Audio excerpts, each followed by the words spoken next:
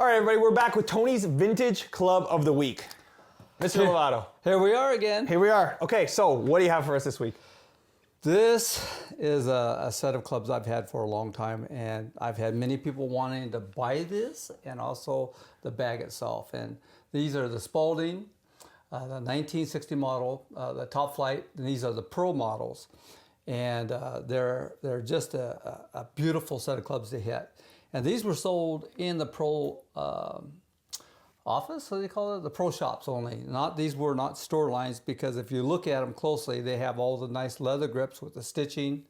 They have the beautiful ferrules on them. And these have been famous for a long time. We've all heard of Spalding and basketball and all other sport things. But they have been a great club. I can't wait to get them back out again.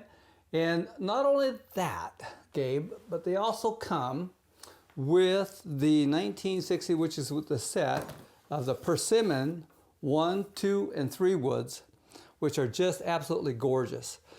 A lot of times I don't want to refinish these because you want that patina, you want the look, you want it to look like it's been hit. Right. And then you want the ferrules all stay the same. And one really cool thing is when you do find a lot of these older clubs that they do have the same ferrules, and they're all there, all the red and the black and the yellow, and they're all the same, which is exceptional. When you find clubs usually online and whatnot, you will notice that a lot of the ferrules, excuse me, will be broken. And when you have them all intact, that's money.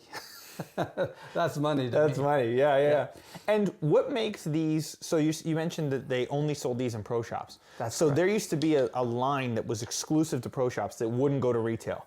That's And correct. it was a more premium version of the club? That's correct. When they wanted to go pro line, that's how they usually wanted to sell it, because they would get more people to buy them. Then all of a sudden, when the golfers slowed down on buying them, they decided to make a store line product, which would be less ferrules, probably not as nice with the windings, and also the different types of grips they might use, and they may even use a different shaft. So let's just say this shaft back then and the whole club was $100.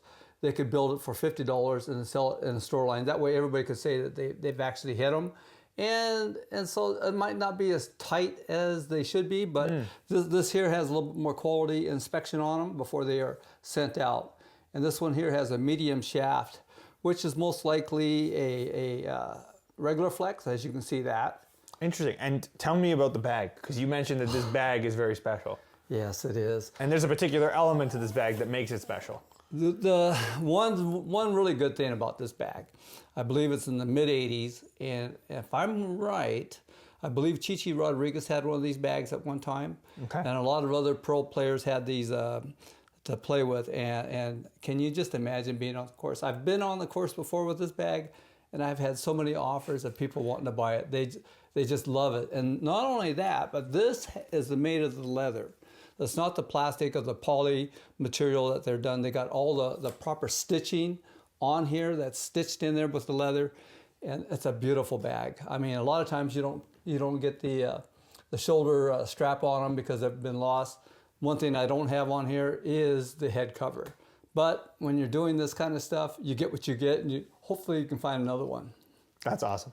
Well, thank you for another Vintage Club of the Week, Mr. Lovato. Oh, by the way, if you guys have anything else that maybe your dad, your uncle, or your friends have some of these type of clubs, put it in the comments below. Let's hear some of your stories, because I'd love to hear them. There's so much more to learn about these golf clubs. And then we'll talk to you later.